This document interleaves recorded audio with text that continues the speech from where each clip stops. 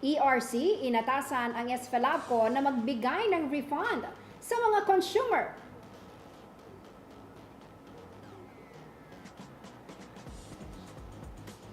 LGU Angeles at Colyet Foundation, pinaigti ang kasunduan sa paggamit ng museo ng Angeles.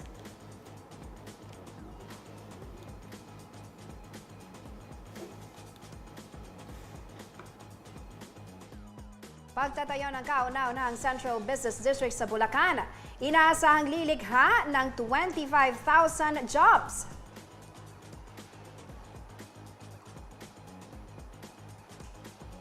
Labing 5,000 housing units itatayo sa Angeles City.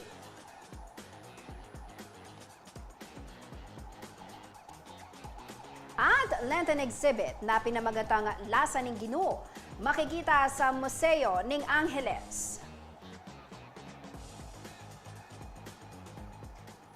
May Paldo, Pampanga, magandang araw Central Luzon. Ako po si Jennifer Salenga, taga rito. Kasama nyo para sa CLTV 36 Balitaan.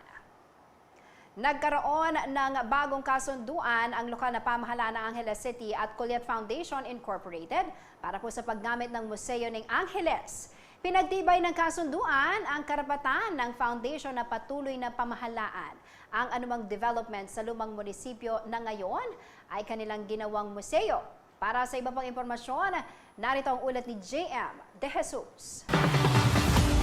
Sa loob ng halos 23 taon, nasa pamamahala ng Colyet Foundation Incorporated o KFI ang lumang munisipyo ng siyudad ng Angeles. Ipinaayos sila ito at ginawang museum na tinatawag ngayong Museo ng Angeles. Ngunit ang use of rock agreement ng foundation at ng city government na pinirmahan noong taong 2000 ay hindi raw naratipikahan ng sangguniang panglungsod. Bunsod nito, nagkaroon ng bagong use of rock agreement ang foundation at lokal na pamahalaan sa ilalim ng administrasyon ni Angeles Mayor Carmelo Pogi Lazatin Jr. Ang pirmahan ng kasunduan ay sinagawa ngayong Martes, March 14.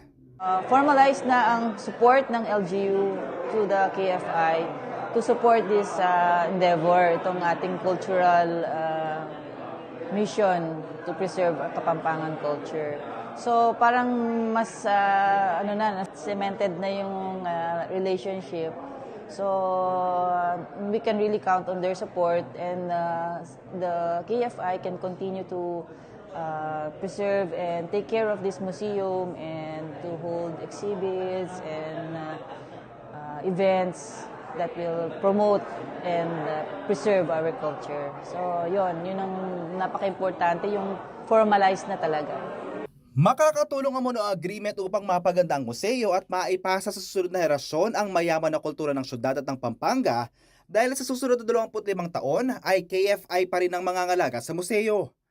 Nung na-form yung Colyet Foundation, yun talaga ang naging mission vision niya, to preserve and to keep the Kapampangan culture alive. So through the art, through music, dance, whatever form of culture to be passed on so that the younger ones, yung ating young generation, makikita pa rin nila and mabubuhay pa rin yung traditions. Patuloy naman umunong aantabayanan ng LGU ang Museo ng Angeles upang ang mga Angeleño at iba pang mga Kapampangan artists ay mayroong tahanan na maituturing para sa kanilang mga likhang sining.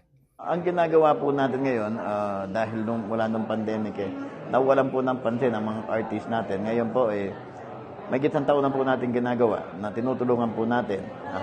Kaya po marami po tayong shows sa mga malls natin.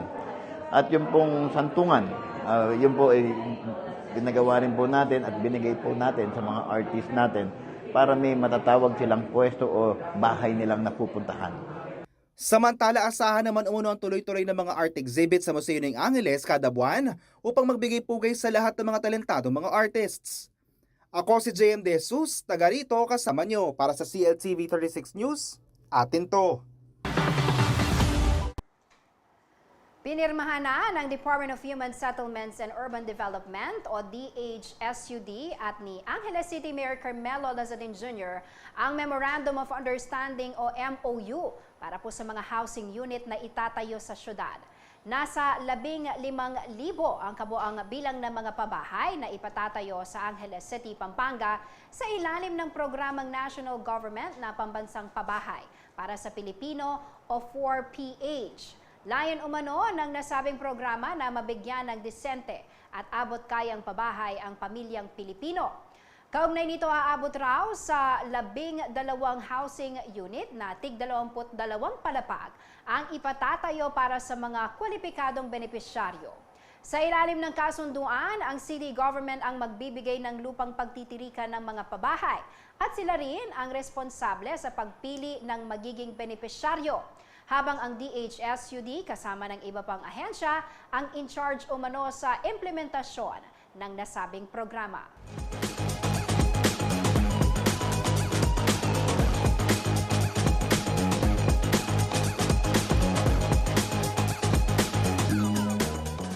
Sa ibang balita, tinakang saksakin ng isang menor de edad na lalaki ang isang ginang sa loob po ng pampasaherong jeep sa Capas, Tarlac nitong ika-10 ng Marso. Sa videong ito, nakuha ng isa sa mga nakasaksi sa insidente. Makikita na nagbubuno ang dalawa habang hawak ng lalaki ang patalim.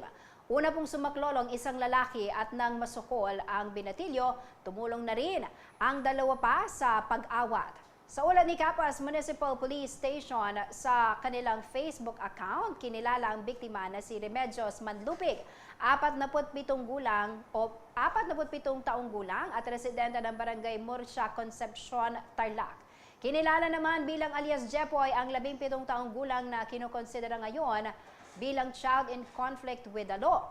Wala pong tinamong saksak ang biktima, ngunit parehong dinalang mga ito sa pagamutan para sa kaukulang atensyong medikal. Nagpakita umano ang binatilyo ng senyales na wala ito sa tamang pag-iisip. Hindi na nagsampa ng kaso ang biktima habang ibinigay sa kustodiya ng Municipal Social Welfare Office ng Capas si alias Jepoy para sa tamang pagproseso sa paghawak ng insidenteng may kinalaman sa child in conflict with the law.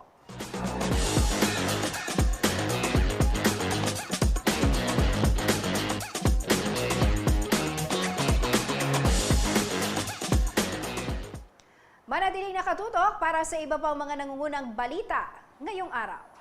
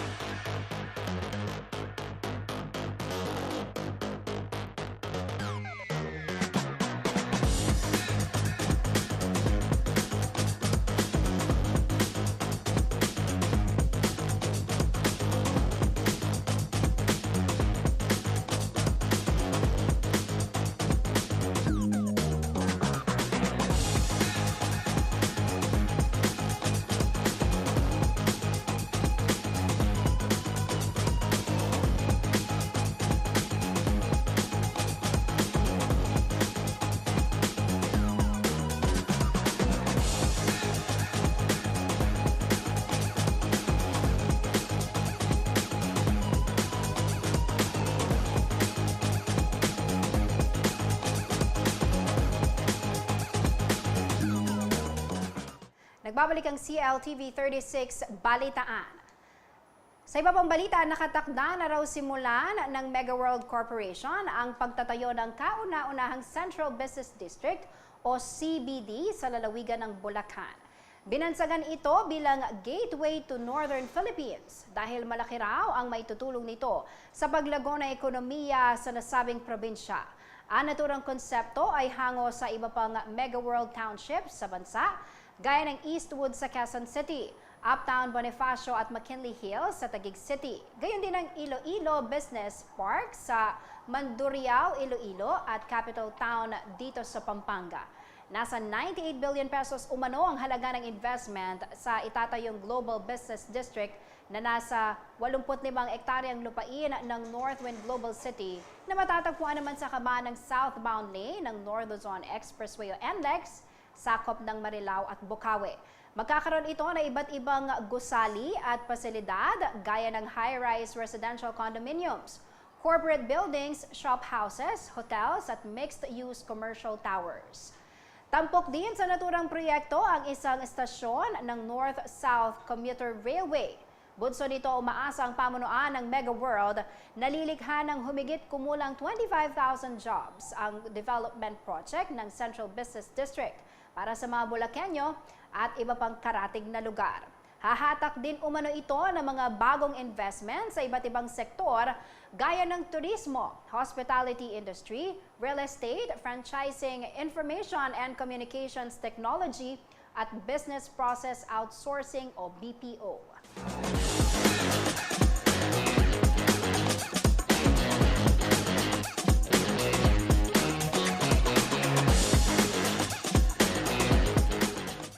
Nanindigan si dating Kapitan Regis Evaristo ng Barangay San Agustin ng Siyudad San Fernando na politically motivated ang naging kaso laban sa kanya na ikinasibak nito sa pwesto. Ipinakita ng dating punong barangay ang resolusyon na nagpapakita umano na sumunod siya sa proseso sa pagpasa ng supplemental budget ng barangay sa kabila ng dismissal order sa kanya ng Office of the Ombudsman.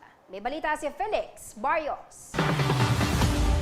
Unang-una, this is a politically motivated gesture ng mga kalaban natin sa politika kasi itinoon yung order ng ombudsman ngayong panahon ng eleksyon. Alam naman po natin, nalalapit na yung eleksyon. Kitang-kita, maliwanag na gusto nilang sirain yung magandang ginawa natin sa Barangay San Agustin because of this order.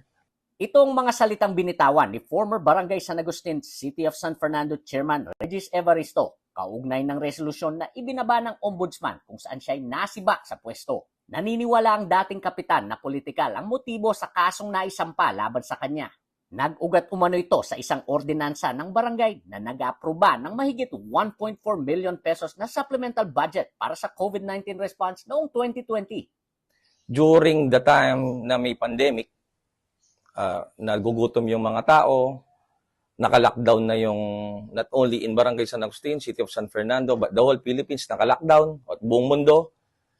Kailangan natin gumawa ng paraan para mabigyan natin ng mga ayuda o pagkain man lang yung mga kababayan natin dito sa barangay. Bagamat hinatulan siya ng dismissal from service ng Office of the Ombudsman, nanindigan ng kapitan na walang basihan ang kaso laban sa kanya. Pinabulaan na ni Evaristo ang paratang ng kanyang mga barangay kagawad na sina Christopher Manlutak, John Miguel Raymond Laos, Emerito Carrion at Abigail Mercado na hindi umano aprobado ng Barangay Council ang nasabing ordinansa. Sa ipinakitang barangay ordinance ng dating kapitan, 5 sa 9 na miyembro ng Barangay Council ang pumirma dito maliban sa mga complainant sa kaso. Approve po to. Approve po to. Majority of us approve this Sangguniang Barangay Resolution. Pag pinangunahan ko po yung approval, si Kagawad Junar Siga, Kagawad Jojo Masangkay, Kagawad Edwin Reyes, at SK Chairman Joshua Manlutak. Kaya po yung bilang namin dito is 5 members of Sangguniang versus 9 members. Ito raw ang basihan kung bakit nagkaroon ng Sangguniang Panlunsod Resolution ang kanilang supplemental budget.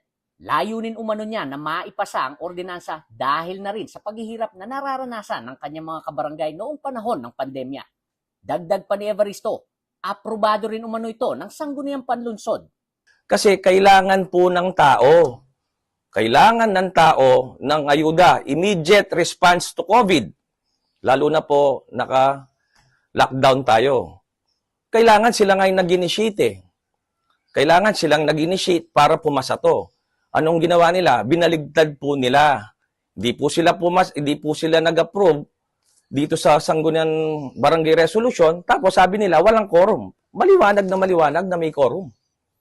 No? Tapos po, pinaboran ng ating Sangguniang Panlunsod, Resolution number 2020-246, na granting favorable review to the supplemental budget number 1, Barangay San Agustin. Inaprubahan po ng Sangguniang Panlunsod, majority of them approved this ordinance and approved by former Mayor Edwin Santiago. Kaya po, nagkaroon tayo ng pera para pambili ng mga goods, pamigay sa mga kababayan natin sa Barangay San Agustin.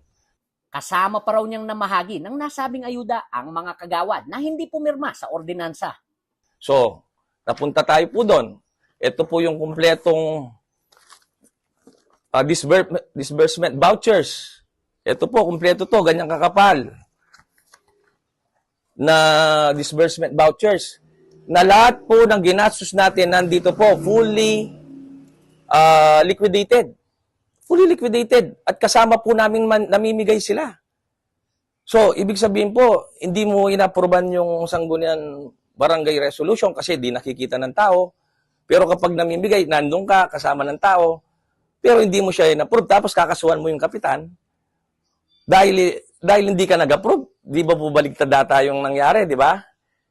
Patong-patong umano ang asunto ng mga kalaban ni Evaristo, subalit nagsumiti na umano ng motion for reconsideration ang kanyang kampo upang makakuha ng reversal sa naging desisyon ng ombudsman.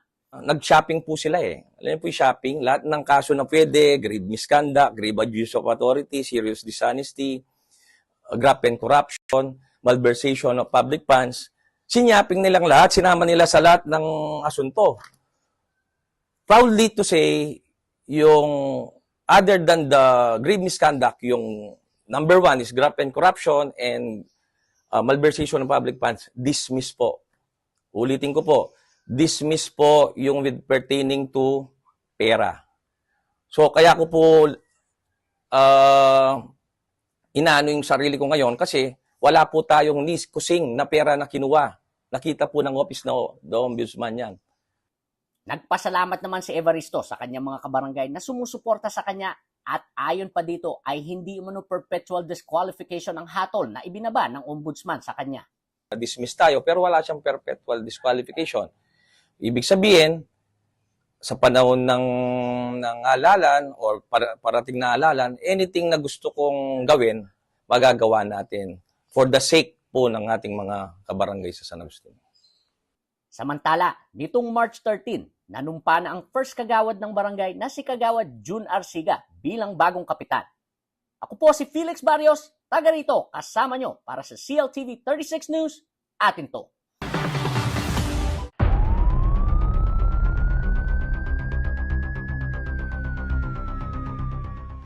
Arestado ng pulisya ang 10 drug trafficker sa isang buy-bust operation na isinagawa ng Station Drug Enforcement Unit sa bayan ng Angat, Santa Maria, Giginto, San Ildefonso, Marilao, Hagonoy at Kalumpit, Bulacan itong weekend.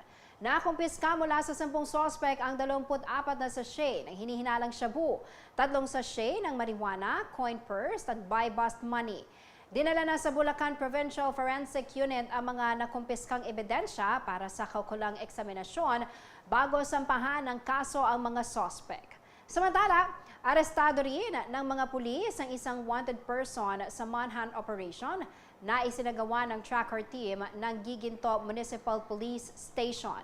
Hinuli ang sospek sa bisa ng warrant of arrest sa kasong qualified theft at kasalukuyan na raw itong nasa kustodiya ng arresting unit para sa tamang disposisyon.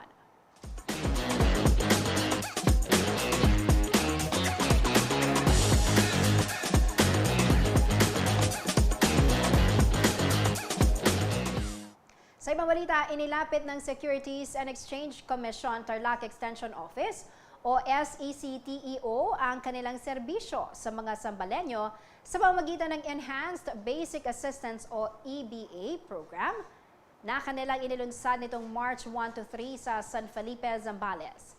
Ito'y bahagi raw ng Ease of Doing Business initiatives ng komisyon.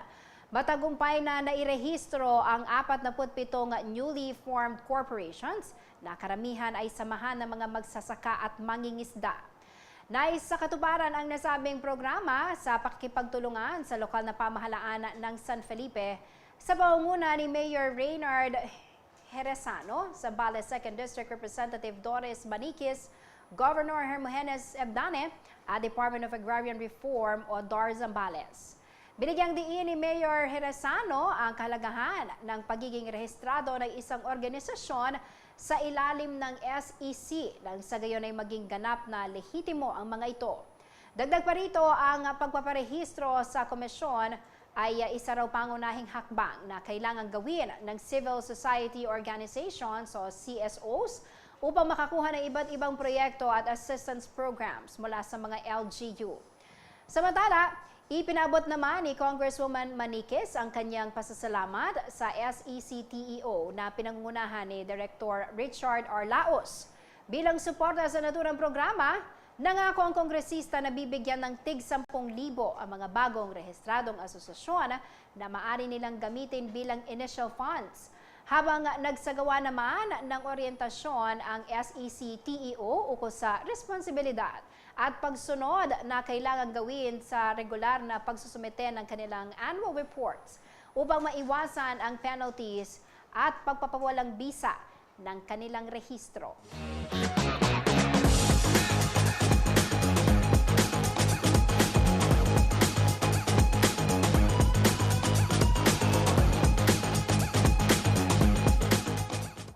Manatiling nakatutok at magbabalik ang CLTV 36 Balitaan.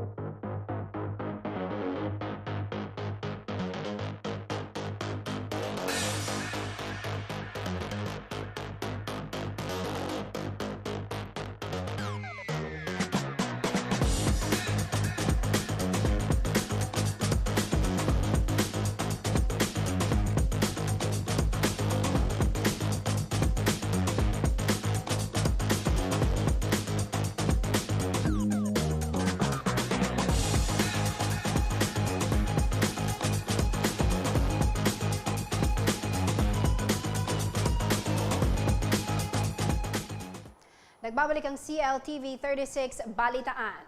Ipinag-utos ng Energy Regulatory Commission o ERC ang pag-refund ng San Fernando Electric Light and Power Company Incorporated o SFELAPCO ng higit 654 million pesos sa mga consumer nito. Bahagi ito ng naging pasya ng ERC sa kasong kinaharap ng SFELAPCO hingga sa pagpataw ng mas mataas na generation charge na kinwestiyon ni Mayor Vilma Caluwag. Pinagbabayad din ng nasa 21 million pesos na multa ang SFELAPCO dahil sa hindi nito pagsunod sa ilang regulasyon ng ERC. Isa rito ay ang violation sa pagsingil ng mas mataas na generation rate kaysa sa itinakda ng ERC mula 2014 hanggang 2022. Ayon pa sa ERC, kahit na walang pahintulot, ay ipinatupad ng SFELAPCO ang Power Supply Agreement sa AP Renewables Incorporated o APRI. Kinwestiyon din ng ERC ang pagsingil ng SFELAPCO sa mga parokyano nito sa other charges mula sa tinatawag na line rental charges, site-specific loss adjustment at WESM charges. Samantala, kinumpirma ni SFELAPCO spokesperson Erwin Nucum sa CLTV 36 News na natanggap na nila ang resolusyon, ngunit tumanggi muna siyang magbigay ng komento habang pinag-aaralan pa umano ng management ang kanilang posisyon sa atas ng ERC. Napagkalooban din ng kopya ng desisyon ng ERC si Mayor Caluwag bilang aktibong umusisa sa power rates adjustment na ipinatutupad ng SFELAPCO.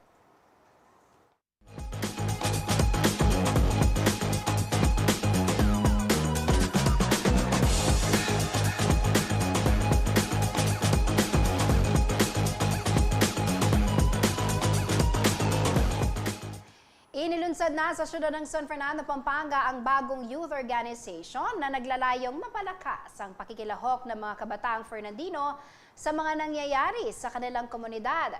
Ito ang Youth Activating Youth o YAY. Higit po nating kilalanin ang grupong ito sa ulat ni JM De Jesus. Ipinakilala na sa publiko ang pinakabagang grupo ng mga kabataan sa siyudad ng San Fernando, Pampanga, ang Youth Activating Youth o YAY. Isa itong non-profit, non-government at youth-serving organization na itinayo ng ilang mga kabataang Fernandino na aktibong nakikibahagi sa komunidad.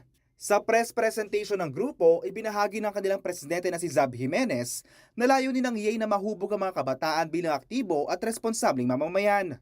So YAY is a youth-serving organization whose aim is to be able to reinvigorate and also to increase that energy of community service and community participation with the youth.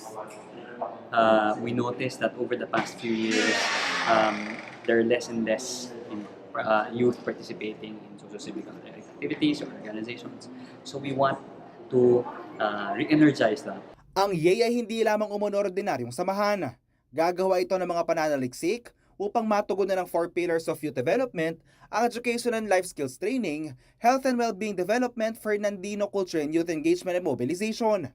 And we want everyone to participate in the nation building or the building of our city, to make it a better, livable, more productive city. In fact, one unique characteristic of YAY is that we want to be data-driven, we want to be research-based, and that we offer solutions that are system solutions, long-term sustainable solutions for concerns of the youth. Mula sa inaugurasyon nito, inihayag ng YAY ang mga paparating na proyekto tulad ng Youth Leadership Workshop, Kulturang Kalesa at Barangay Del Pilar Youth Day. Samantala, para naman sa mga nais makilahok sa YAY, ay maaaring mag-email sa youthactivatingyouth@gmail.com o di kaya naman ay bisitahin ang kanilang Facebook page. Ako si JM De Jesus, taga rito, kasama nyo para sa CLTV 36 News. Atin to. Nagbabala ang Office of the Civil Defense o OCD Region 3 sa publiko laban po sa mga scam at iligal na aktibidad na may kinalaman sa pondo ng National Disaster Risk Reduction and Management o NDRRM Fund. Nakarating daw sa kanilang tanggapan ang mga report kaugnay na ilang grupo na nagpapanggap bilang mga empleyado ng OCD at instructor ng Incident Command System para mag-solicit ng processing fee sa NDRRM Fund. Marin itong pinabulaanan ng OCD at iginiit na hindi otorisado ang sinumang individual o grupo na magsagawa ng solicitation at iba pang uri ng panloloko, partikular sa Nueva Ecija kung saan laganap ang naturang scam.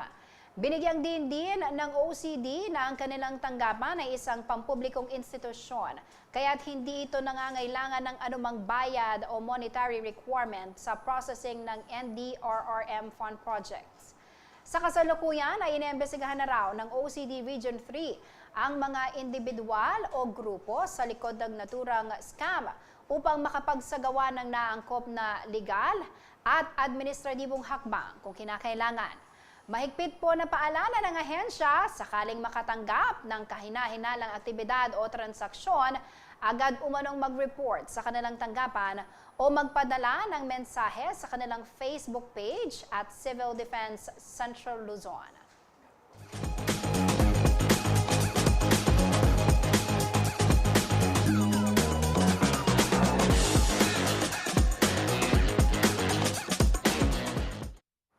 Manatiling nakatutok at magbabalik ang CLTV 36 Balitaan.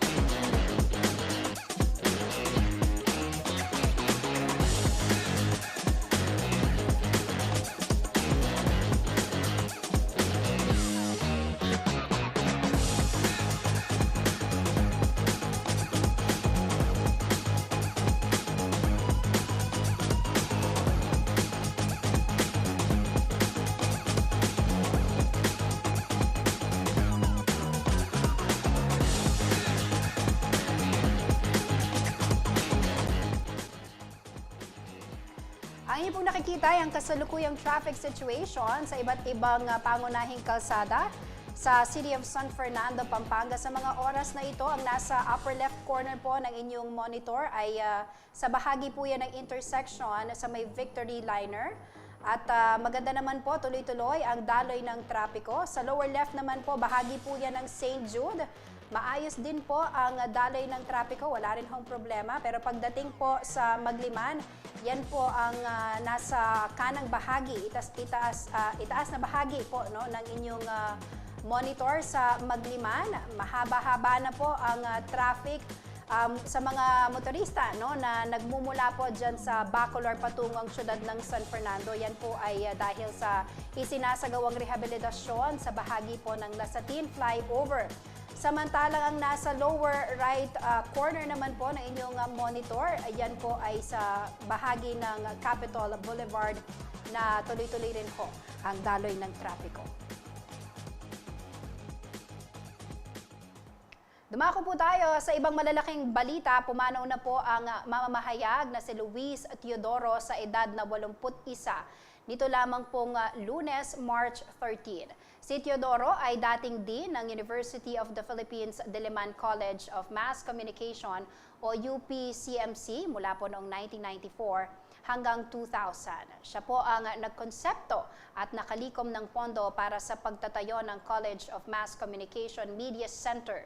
Sa isang Facebook post, inihayag ng mga kaibigan at kasamahan ang ambag ni Teodoro sa pagpapakita ng mahalaga ang disiplina pagdating sa academic excellence, pagtataguyod ng integridad sa larangan ng media at pagtatanggol ng kalayaan sa pamamahayag, pananalita at pagkilos.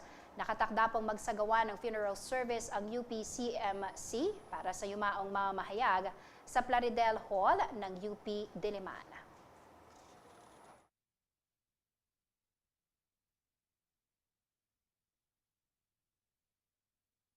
Sa ibang balita, isang Lenten exhibit na nagpapakita ng mga imahen, paintings at mga sculptures na naglalarawan sa buhay at pinagdaanan ni Hesukristo ang makikita po sa Museo ng Angeles.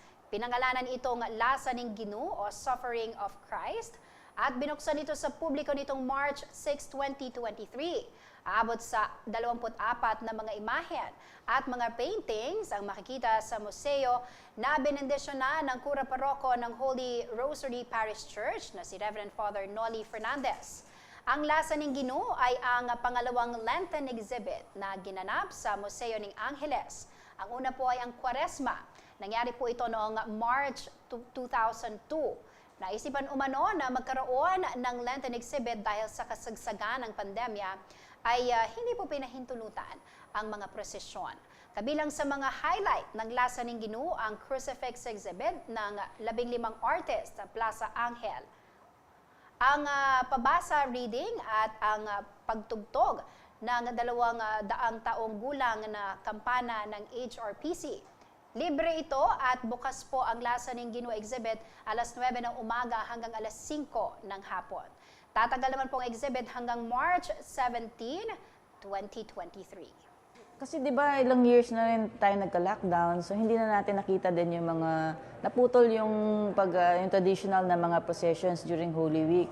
So it's an opportunity to see them na makikita mo silang hindi yung dadaan lang ng ganon. Ito medyo makakapag-meditate ka pa, makapag-dasal ka, you can really feel the love of God, yung suffering niya for us, to save us. Yun. So, ang ganda ng opportunity. Sana makapunta pa yung iba to see it.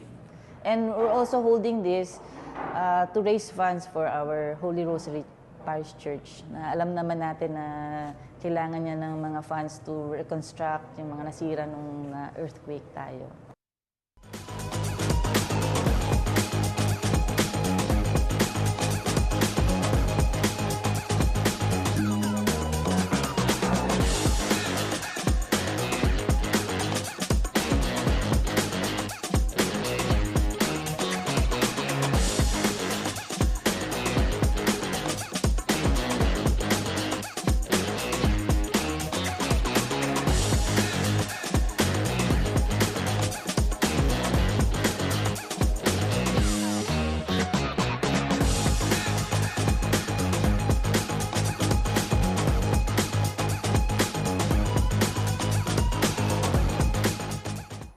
isa pong mananaya mula sa lalawigan ng Bulacan ang nakakuha ng jackpot prize na 49.5 million pesos sa Ultra Lotto 658 draw. Swerte nakuha ng lone better ang winning combination na 13, 30, 10, 22, 2, 15 nito pong linggo, March 12. Ayon sa Philippine Charity Sweepstakes Office o PCSO, ang winning ticket ay binili sa Maykawayan, Bulacan. Habang 54 na mananaya naman, ang swerte ring nakakuha ng 5 numero o kombinasyon at tumanggap ng ikalawang gantimpala na nagkakahalaga ng 120,000 pesos.